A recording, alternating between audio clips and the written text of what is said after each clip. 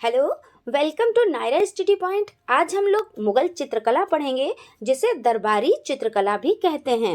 ये काफ़ी लंबा टॉपिक है, इसलिए इसे कई पार्ट्स में पढ़ेंगे। इसमें एक या दो क्वेश्चन एग्जाम में नहीं पूछे जाते हैं, आपको काफ़ी क्वेश्चंस देखने को मिल जाते हैं। देखिए, आप लोग सारे पार्ट्स ज़रूर देखिएगा। चलिए स्टार्ट करते हैं। देखिए, मुगल कालीन चित्रकला को क्या कहते हैं? तो दरबारी चित्रकला भी कहते हैं। सबसे पहले हम टाइम देखेंगे। मुगल कालीन चित्रकला का टाइम पीरियड क्या रहता है?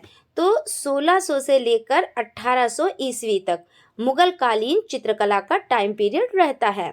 यहाँ पर हम लोग मुगल कालीन चित्रकला के बारे में बात करेंगे, ना कि मुगल काल की बात करेंगे। मुगल काल में हम लोग वही चीज़ें पढ़ेंगे जो आपके TGT, PGT, KVS art, LT में क्वेश्चंस पूछे जाते हैं। यहाँ पर हमें पूरा मुगल काल नहीं पढ़ना है। सबसे पहले आप ये समझ लीजिए, यहाँ पर आप लोगों को आर्ट्स की हिस्ट्री पढ़ना है, ठीक है ना। चलिए स्टार्ट करते हैं। जो टाइम पीरियड है वो देखिए कितना है, वो है 1600 से 1800 एडी तक का है। अलग अलग बुक्स में ये जो टाइम पीरियड्स हैं ये अलग अलग है, लेकिन जो सबसे नज़दीकी का टाइम हो आप लोग उस पर टिक करिएगा। मुगल शैली किन दो शैलियों का मिश्रण है? तो देखिए, ये ईरानी प्लस भारतीय, तो ये दो शैलियों का मिश्रण है जो मैंने बताया आपको, ईरानी और भारतीय। देखिए, विहजाद और शाह मुजफ्फर का जिक्र किसमें मिलता है? तो बाबर की आत्मकथा तुज़के बाबरी में इनका जिक्र मिलता है। किसमें जिक्र मिलता है? बाबर की जो आत्मकथा है, जो तुर्की भाषा में लिखी गई है, इसमें इनका जिक्र मिलता है। देखिए, स्टार्टिंग के जो मुगल काल के चित्र देखते हैं तो विशुद्ध ईरानी शैली की झलक वहाँ पर हमें देखने को मिलती है। देखिए, डे बाई डे चीज़ें परफेक्ट होती रहती हैं। ऐसा करते करते एक नई शैली उभर कर आती है, जिसका क्या नाम होता है? जिसका नाम मुगल शैली होता है। जिसका नाम मुगल शैली होता है।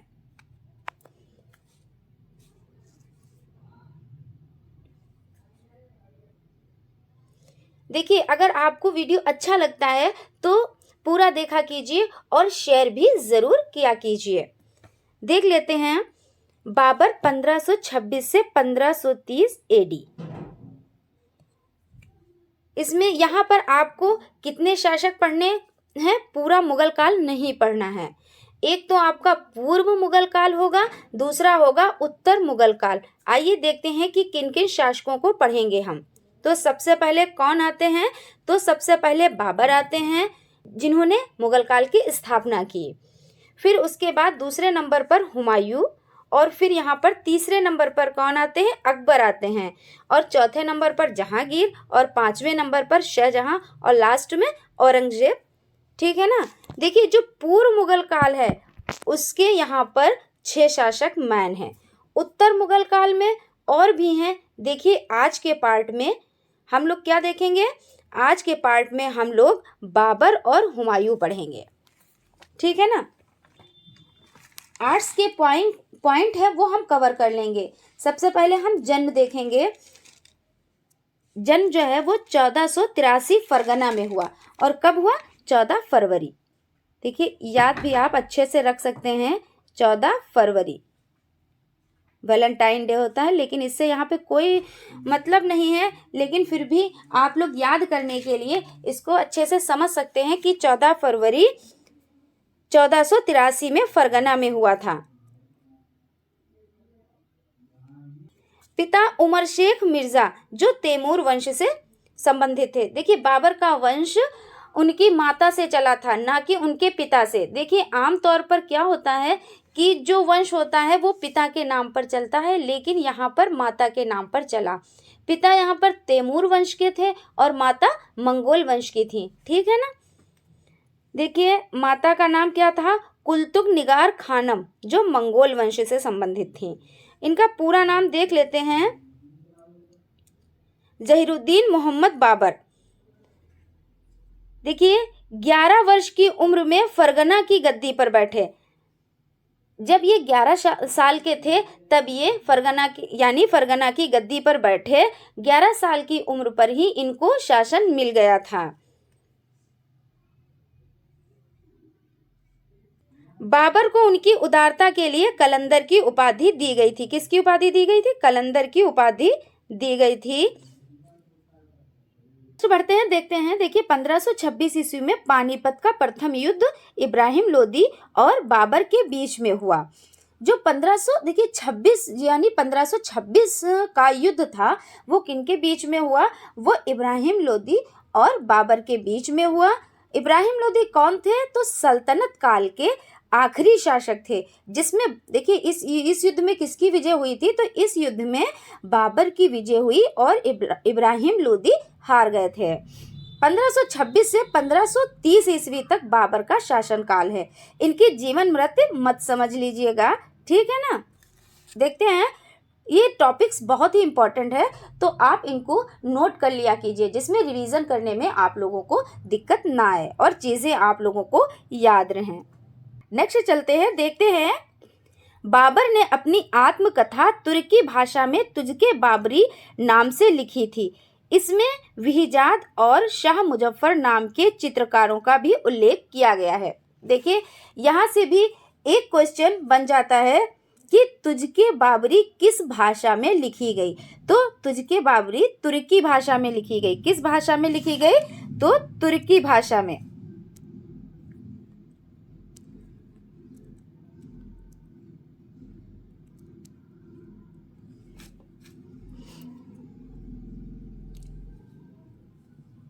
देखिए बाबर जो बहुत पढ़े लिखे थे, बाबर पहले शासक थे जिन्होंने आत्मकथा लिखी और जिसका तुझके बाबरी तुर्की भाषा में लिखी गई। एक क्वेश्चन यहाँ से भी बन जाता है कि मुगलों की दरबारी भाषा क्या थी? तो फारसी थी। देखिए यहाँ पर थोड़ी सी कंफ्यूजन हो सकती है कि मुगलों की जो भाषा थी यानी दरबारी भाषा थी और तुझके बाबरी की भाषा, इन दोनों में देखिए कंफ्यूजन हो सकता है। तो देखिए याद रखिएगा कि जो दरबारी भाषा थी वो फारसी थी और जो तुझके बाबरी की भाषा थी वो तुर्की थी। देखिए भारत आते समय शहनामा की सचित्र प्रति उनके साथ लाए थे। किनके? अपने साथ वो लेकर आए थे। कौन लेकर आए थे? तो देखिए जो बाबर थे वो शहनामा की सचित्र मतलब चित्र सहित प्रति यानी कॉपी लेकर आए थे। शहनामा के बारे में थोड़ी सी बात कर लेते हैं। देखिए शहनामा पुस्तक फिरदौसी ने लिखी है। इसमें किसका जिक्र है? तो ईरानी शासकों का। किसका? इसमें ईरानी शासकों का जिक्र है।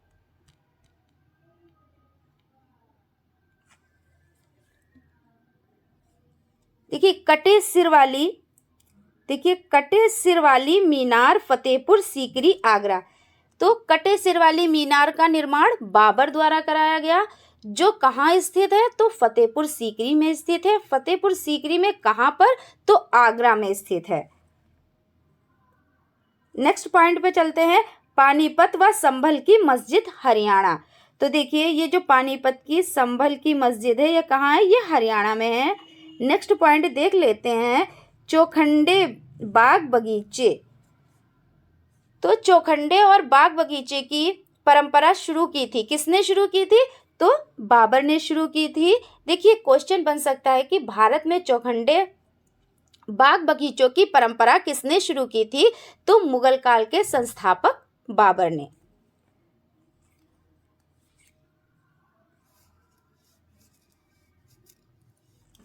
अब हम नेक्स्ट चलते हैं, हम अब हुमायूं के बारे में जान लेते हैं। देखिए जन्म 1508 ईस्वी में इनका जन्म हुआ। कब हुआ? 1508 ईस्वी में। हुमायूं कितने भाई थे? तो देखिए हुमायूं कौन थे? तो बाबर का यानी बाबर के पुत्र थे और इनका जन्म 1508 ईस्वी में हुआ था। हुमायूं कितने भाई थे? तो हुमायूं 4 भाई थे। जो सबसे बड़े थे वो थे हुमायूं, उसके बाद कामरान, अस्करी और उसके बाद हिंदाल। इनकी पत्नी कौन थी? इनकी पत्नी हमीदा बानो यानी हाजी बानो। और बहन कौन थी? बहन गुलबदन बेगम। हुमायूं नामा आत्मकथा गुलबदन बेगम ने लिखा था, इसलिए इनको याद रखिएगा, ये क्वेश्चन मोस्ट इंपॉर्टेंट है। नेक्स्ट देखते हैं। देखिए, दीन पनाह नगर की स्थापना की देखिए किसने की? तो हुमायूं ने। कहाँ की थी? तो दिल्ली में की थी। नेक्स्ट चलते हैं, देखते हैं 1540 में कन्नौज के युद्ध में शेरशाह सूरी से पराजित हुआ, तभी उन्हें भारत छोड़ना पड़ा। हुमायूं का काल 1530 से 1540 व 1555 से 1556 दिया हुआ है। इनका वो काल है जो देखिए दो पार्ट्स में विभक्त है, यानी डिवाइड है। देखिए 1539 में क्या हुआ था? चौसा का युद्ध हुआ था। किसका? चौसा का युद्ध हुआ था।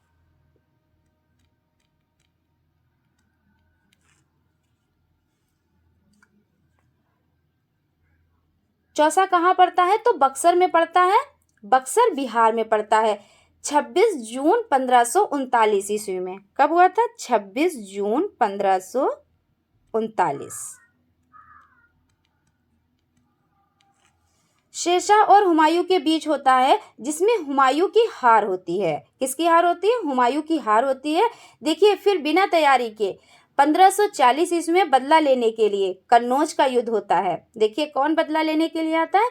हुमायूं, वो भी बिना तैयारी के, जिसमें पूरी तरह से हुमायूं की हार होती है। फिर देखिए, जब वो बिना तैयारी के आते हैं तो उनकी फिर से हार हो जाती है और हुमायूं को भारत छोड़ना पड़ जाता है। ये भी युद्ध हुमायूं और शेरशाह के बीच होता है। देखिए, जो 1539 का युद्ध है और 1540 का युद्ध है, ये दोनों ही युद्ध हुमायूं और शेरशाह के मध्य होते हैं और दोनों युद्ध में हुमायूं की पराजय हो जाती है।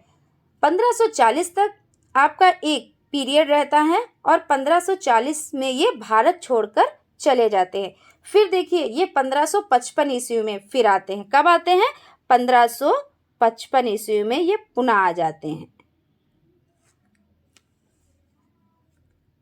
जब ये भारत छोड़ते हैं, तब ये लाहौर होते हुए अमरकोट के राणावीर साल के यहाँ पहुंच जाते हैं।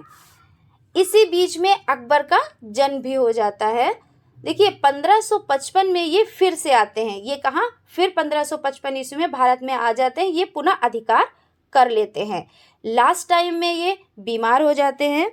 देखिए, जैसा कि मैंने बताया कि यह भारत छोड़ते समय लाहौर होते हुए अमरकोट के राणावीर साल, कहाँ? राणावीर साल के यहाँ पहुँचते हैं और अमरकोट के किले में अकबर का जन्म हो जाता है।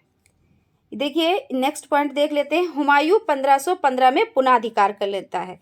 जैसा कि मैंने भी बताया कि ये 1555 में इन्होंने फिर से अधिकार कर लिया और 1556 ईस्वी में दीने पनाह भवन में स्थित पुस्तकालय की सीढ़ियों से गिरने के कारण हुमायूं की मृत्यु हो गई थी।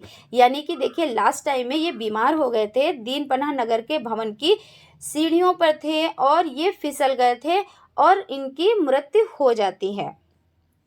तो फ्रेंड्स, आज यहीं तक। नेक्स्ट वीडियो का आप वेट कीजिए। Thank you.